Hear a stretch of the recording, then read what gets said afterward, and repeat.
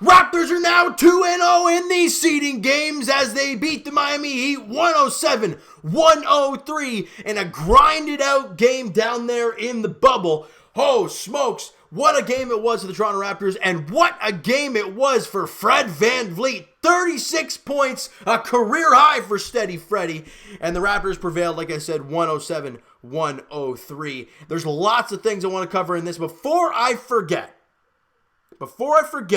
can we talk about the NBA and how Nick Nurse did not win Coach of the Year by I think it was the fellow coaches or whatnot, or I know the media has to do their one.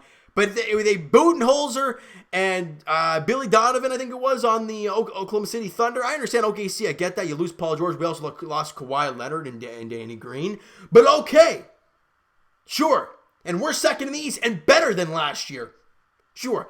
I don't believe that. I don't agree with that. I don't think any Raptor fan will agree with that. I think it's shocking. I think even the NBA media said that Nick Nurse, without a doubt, should win Coach of the Year, and he was one vote off from a three-way tie. It's a joke, honestly. I really don't believe. I don't even know why Budenholzer's there. I understand, well, they have the best record in the NBA by a mile. I get that. But they did last year, too. So I don't see the point. I don't know. That's my opinion on that situation. You guys can go nuts in the comments with your thoughts on that, guys. All right. Now, let's get to this ball game and start right away in the first quarter. Sluggish start for the Toronto Raptors, but as the quarter went along, they started to find themselves. They got that active defense going, and as we've learned from this team, champions or not, or champions last year and this year, when their defense is cooking, it transitions into their offense, and they become that much more dynamite. And you saw that late in that first quarter. Raptors build up that lead, 23-17 after one quarter of play. Second quarter, teams battling it out, back and forth, 27-25 Heat after in the second quarter. Raptors still up by 4 at halftime. All right. Then we go to the third quarter, and no defense at all in this third quarter. 36-35 score in that third quarter. Raptors up by 5. They won that quarter by 1, 36-35, and they're up by 5 at the end of 3 quarters of play. However, to start the fourth, the Raptors just kind of fell apart. I have no idea what happened there. And just like that, in the first minute and a half, Raptors down by 3. What the heck just happened? But what we have learned from this team is no matter what deficit they have or what is happening in that certain situation, they call that timeout, they regrouped, and if I'm not mistaken, the Raptors went on a 7-0 run after that to go up by 4. This team is resilient. They don't quit. And yeah, they had a 17-point lead in the third quarter, and it dwindled away and they blew it. They were able to bring it back and get the win. Because in that fourth quarter, 24-23 in favor of Miami, but Raptors win it 107-103. Some big plays late in this game. The big-time steal by the deflections leader in the NBA and our MVP from today's game, Fred VanVleet, getting in that pass from Jimmy Butler. I think it was it wasn't Jimmy Butler, excuse me. It was Tyler Hero. Could be totally wrong, but he got in the way of that pass, leading to Pascal Siakam picking up the ball and getting the free throws to close this game out. What a game, what a finish, and it shows you how tight this team is defensively when it matters most. You saw Lowry all over Jimmy Butler, leading to the turnover and Raptor ball. You saw, like I said, Fred VanVleet getting in the way, and the deflections leader in the NBA, turning it over in a big situation. We get the free throws, ball game. Those situations show how big of a team you are. And guys, remember this year, the numbers we kept hearing, Raptors against non-playoff teams are very good, but against playoff teams have been very bad. You look at the first 2 games of these seeding games against the best team in the Western Conference, and the Miami Heat, a very good defensive team, and the Raptors won both games. Those numbers are out the window right now. This team has come out and dominated and played extremely hard every given night. Before I get into stats, I want to bring something up. Can we talk about flagrant fouls and what that means? If you guys know what I'm talking about, you clearly watched the game. Kyle Lowry and OG Anunoby were the recipients of, they got hit, and the flagrant fouls were called against Miami Heat. That was totally horrendously explained. But the one on OG, I don't understand. He blocks a shot, Goran Dragic falls, then Dragic's like, I'm going to stick my arm out and trip him up. And we're like, there's no doubt. It's a flagrant. It was not a basketball play. He wasn't going for the ball. He went to trip him up. It's a flagrant foul.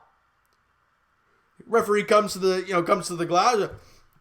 Not a flagrant foul. Player wasn't injured. It's a common foul. So hold on. So you're telling me the player's got to get hurt to be a flagrant foul?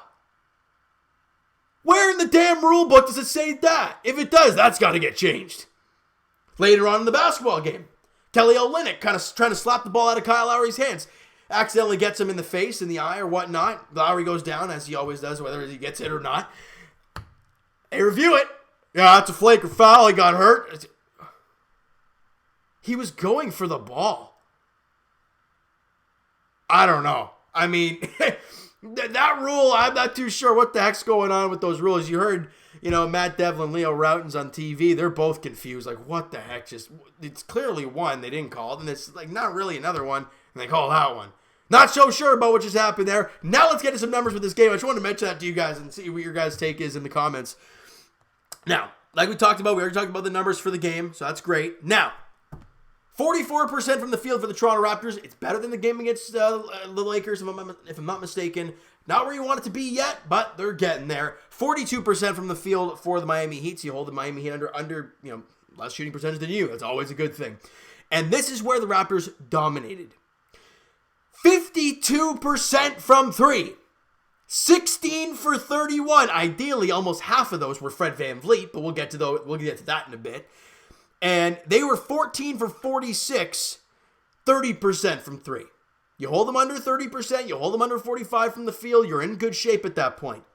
Free throw line, the Raptors were dogs in this point. Getting to the line was there, it was very good. 33 for 36 from the free throw line, 92% from the line. Excuse me. They were 15 to 16 from the line, 94%, and that one miss, that really hurt. It was Goran Dragic in the and one there late in that game that he missed. It could have tied the game at 102, but he missed it. Raptors kept the lead, changed the entire complexity of the way that rest of that fourth quarter goes. Or at least, if he did get it, it would have been a tie game and things might have been different. And what a job there for the Raptors. Only 3 missed free throws there. 33 for 36. That is incredible. Big time numbers for the point guards, or for the two guards today, for the Toronto Raptors there at the free throw line. We'll get to that shortly. And the 3 misses was Marc Gasol late in the game, so that was a really tough one. And then OG Anunoby missing both free throws. I think it was in the third quarter, if I'm not mistaken. But he made both. He made 2 free throws late in the game, so that's really what matters for OG. All right, now let's get to the rebounding category, and this is where we usually think the Raptors are going to get crushed. 42-40 in favor of Miami, not bad. The offensive glass, though, 9-3 in favor of the Miami Heat, and the stats don't really suggest how good the Raptors actually played here. Listen to this. 17 assists to their 28. Okay. 6 steals to their 9. Okay. 2 blocks to their 7. Okay. So all those numbers going in favor of Miami, the Raptors got it done. You know why? It's when those things happened. When was one of those 6 steals to the Toronto Raptors? On the final possession of the game. Or I guess the put-away possession of the game, with Fred VanVleet intercepting the pass and Pascal Siakam picking up the loose ball and getting those free throws to close the game out. Big time plays when you need them the most. That's what we talk about. It's not who has the biggest run. It's when you have the run and what you do after that run ends. That shows how good of a team you are, and the Raptors were able to prevail from it. But the one number I look at, and I'm like, this was the huge issue in the first half against Miami, or against the Lakers, and the big problem today. Turnovers. 21 turnovers for the Toronto Raptors in this game. But again, as the game went along, kind of like against the Lakers, those numbers did come down a little bit. But in the first 3 quarters, it was not pretty. In the fourth, when you needed to be tight defensively, needed to be tight with the ball, they were just that. They did exactly that. Now, still though, 21 turnovers. They had 14. Still way too many. Points of the paint, 24-38 in favor of the Miami Heat. Second chance points, 14-8 in favor of Miami as well. And then fast break, Raptors usually win that category. They're plus 7, 21-14 in this game. Now, let's get to some individual performances, because there were some good things going on here. Pascal Siakam did something against Miami Heat that he does not usually do. Play well. And that's no knock to Pascal, because we all love him. But Bam Adebayo is usually locked down on Pascal Siakam, and that guy is such a difficult player to play against. But Nick Nurse being the coach... Oh, wait. Never mind. You know what? Screw it. Being the coach of the year as he is, just like Terrence Davis should be a rising star, even though he struggled in these 2 games, does some things, change things around, make some new plays out to try and get Pascal off of Bam Adebayo, and that's exactly what happens early in the game. Pascal starts the game, he's for the first 8 points of the Raptors' 15. Starts the game red hot. No Bam Adebayo. They switched Jay Crowder onto him. They had to, right? Good things were happening for the Raptors there early in that game. As I talked about, they made that run.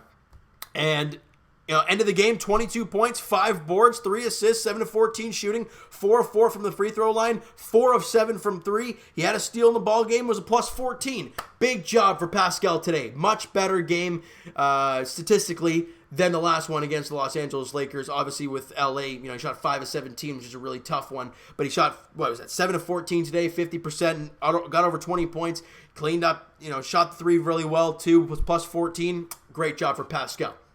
OG Anunoby did not give the Raptors the offensive game that he did against the Los Angeles Lakers. Struggled a little bit offensively in this one, but you know what OG is going to give you. Absolute ridiculous defense. 7 points, 4 boards, 1 assist, 1 of 5 shooting, 4 of 6 from the free throw line, 2 dagger free throws there late in the game. Took 1 3, made 1 3, had a steal in the ball game, and was an even player on the floor. Again, not the biggest game for OG, but again, he's out there for his defense. The fact that he's out there playing 33 minutes tells you all you need to know. All right? The fact that he played 33 minutes there, I think he played like 35 or something like that against the Lakers, and you won both games, that's all there is to it. All right? Marc Gasol, you know what you're going to get from him. All right? 6 points, 6 boards, and assists, 1 of 2 from the field, 3 of 4 from the free throw line, 1 of 2 from beyond the arc, 1 steal in the game for Gasol, and a plus 11. Or, sorry, is that a plus 14, or is that... No, Siakam was... Hold on a second. These numbers all flipped around on me here. There's Marc Gasol. He was a plus 11 in the game today. And for Marc Gasol, you know what you're going to get. You're going to get a little bit of offense. Maybe we're sprinkling like, again, 10 points maximum, right? He might give you a big game here and there. It might happen. But what you're going to get is the ball movement and the incredible interior defense. That's what what you're going to get from Marc Gasol. And you saw that again today. How many times did Jimmy Butler turn a corner and see Gasol and go, uh-oh? One time he ran right into him, didn't get a call. Raptors go the other way with it. The other time, he did get the call. Shouldn't have been called, but he did. Marc Gasol is a force to be reckoned with on the interior defense, guys. He really is. And a lot of fans don't understand that. You guys, I understand you guys watch these videos, so you guys are hardcore fans, so you understand the way Marc Gasol is on this team and how important he is for these guys. So, great overall game for Marc Gasol. Like I said, 6 points, 6 boards. Did a good job. He always does a great job boxing players out for rebounding and stuff. Great job for Marc Gasol. Kyle Lowry, not the biggest game for Kyle. But again, he's going to go out there and do his thing. 14 points, 8 rebounds, 5 dimes, 2 of 8 from the field, 9 of 9 from the free throw line, 1 of 2 from 3, 1 steal, 2 blocks for Kyle, and a plus 10 while he was on the floor. Just going out there and being the court general like he is. Do I even need to say any more? Didn't drop 33, but got 14. And did everything else to help his team win. That's what you love to see from Kyle Lowry. And where are we here? Fred VanVleet, we all MVP. Without a doubt. 8 of 16 shooting on 36 points, 5 boards, 4 assists, 13 of 13 from the free throw line. Hello! That's insane. And 7 of 12 from 3, like I said. Raptors had 16 total threes. 7 of them were Fred VanVleet himself, and 4 were Pascal. So there's 11 to 16 right there. And a steal in the ball game for Fred, the biggest steal of the game for Fred VanVleet, and he was a plus 1 in the game. Fred VanVleet did so many things today to help this team win, but what I noticed, and on one play specifically, is obviously Miami knew that Fred VanVleet was hot, and you had to double him. So what happened on one play? They doubled him. Fred VanVleet kicked it to the far side to whom? A wide open Pascal Siakam. That right there, ladies and gentlemen, is why the Toronto Raptors are an incredible team and are one of the best teams in the NBA, if not the best team in the NBA. Because they don't have one guy that can kill you like Fred VanVleet did today. They had Lowry killing them the day before. Pascal dropped 22 today. You could have OG having another great game. You can get Terrence Davis, Norman Powell, Serge Ibaka having great games. And before you know it, you got like 6 or 7 different guys having great games every given night or every other night. It's incredible to watch this team play and see different guys performing spectacularly on any given night, really. Great job overall by Fred VanVleet in this one. The bench, still not where we want them to be, but you saw some positive signs. Norman Powell, 7 points, 3 boards, 5 dimes in the game. Shot 3 of 9. Had a couple unlucky shots, but again, 3 of 9 from the field. Still not where you want it. 1 of 4 from the holy smokes, from beyond the arc. That's what I was going for. -5 while he was on the floor, and Serge Ibaka in 26 minutes. 15 points, 6 boards on 7 of 12 shooting for Serge. 1 of 4 from 3 on a -7 for him. But other than those two guys making somewhat of an impact, you didn't get anything. Rondé didn't give you really anything in 11 minutes. Didn't take a shot. Didn't get any points. No assists. 1 rebound. That was really it for Rondé. Hollis-Jefferson was a -6 while he was on the floor in those 11 minutes. And Terrence Davis played 4 minutes, and Matt Thomas 1. And it was the end of I think it was the end of the first half, or was the end of the third quarter that he came in, played 1 minute, and then got off the floor. He didn't do anything. Didn't take a shot. Didn't have complete 0 stat line except for a +1 while he's on the floor. So great job, Matt Thomas. And Terrence Davis in 4 minutes missed the 1 shot he took. Had no points, 1 rebound, no assists, and 1 steal in the ball game. Was a +1 in those 4 minutes. So again, you still haven't got anything from your bench. What we have noticed is, the starting unit's been incredible the first 2 games of the seeding schedule, but the bench has been outscored by the Heat and the Lakers bench by a ton. So you want to see that stuff clean up. But yeah, I mean, again, there's still 6 more games before the playoffs. All right, we're feeling pretty good. And the next game for the Toronto Raptors is on Wednesday against the Orlando Magic, 8 p.m. tip-off. No Jonathan Isaac, so I think that's great looking for Pascal Siakam, but also prayers up to Jonathan Isaac. I think he tore his ACL today, or it was yesterday, so a really tough one for him, really tough go for the young kid out there, balling and having a really good year down in Orlando.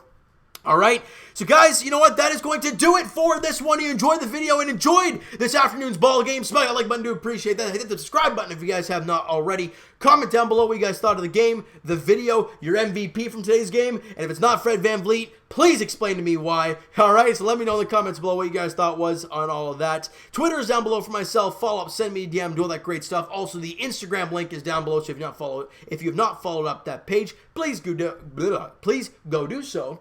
All right, and I will talk to you guys. Raptors. Oh my God, I'm all over the place. Blue Jays edition. Too many damn teams going on right now as they take on the Atlanta Braves tomorrow. 7:10 first pitch in Atlanta, game 1 of the 3-game set. Hopefully they get that game in. Matt Shoemaker on the mound for the Blue Jays. Max Fried on the mound for the Atlanta Braves. As for the Leafs, they play game 2 of their 5-game series against the Columbus Blue Jackets there tomorrow afternoon. 4 o'clock puck drop there. Leafs looking to get back in the series and even up the series at 1 game apiece. And as for the Raptors, as we talked about, their next contest is on Wednesday against the Orlando Magic. All right, down in the bubble in Orlando, 8 p.m. tip-off there on Wednesday. Thank you so much for listening and watching. Hope you guys enjoyed the video. Talk to you guys then.